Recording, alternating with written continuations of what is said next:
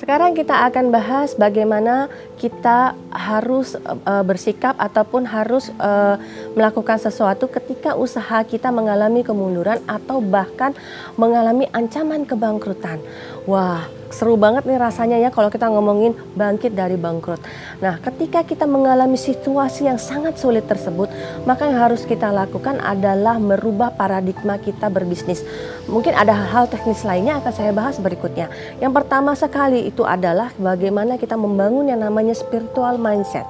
Yang namanya spiritual mindset itu adalah bagaimana kita menjalani bisnis kita, mengetahui bahwa usaha terbaik kita sekalipun sebagai manusia tentu ada kekuatan yang lebih besar yang akan membantu sukses atau tidak sebuah usaha.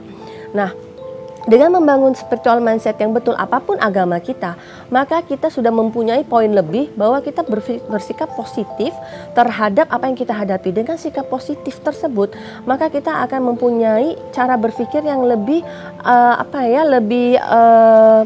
mudah untuk mencari solusi dibandingkan ketika kita menjadi resah dan tidak mempunyai pola pikir yang positif, itu akan lebih sulit mencari sebuah solusi.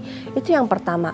Yang kedua, dalam situasi seperti ini kita harus mencari dukungan sebanyak-banyaknya, baik dari karyawan maupun dari vendor-vendor yang mungkin memasok barang ke kita, kemudian dari peminjam dana, bank. Nah, itu harus kita cari betul-betul dukungan mereka, bahwa mereka mengetahui pasti kondisi kita dan juga apa yang menjadi solusi dan sepak terjang kita, sehingga mereka juga akan mendukung.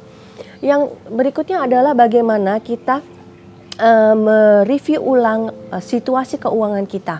Mana hal-hal yang bisa kita tekan, mana hal-hal yang bisa kita tingkatkan. Nah, dalam hal ini kita harus betul-betul menekan biaya. Kita harus betul-betul menekan biaya agar kita tidak terlalu terbebankan sementara kita lagi punya masalah yang besar. Nah, kemudian yang berikutnya adalah bagaimana kita mendapatkan income baru, apakah itu dengan berkolaborasi, apakah itu dengan berinovasi, apakah itu dengan dengan bekerja sama dengan pihak-pihak yang lebih relevan, nah hal-hal seperti itu.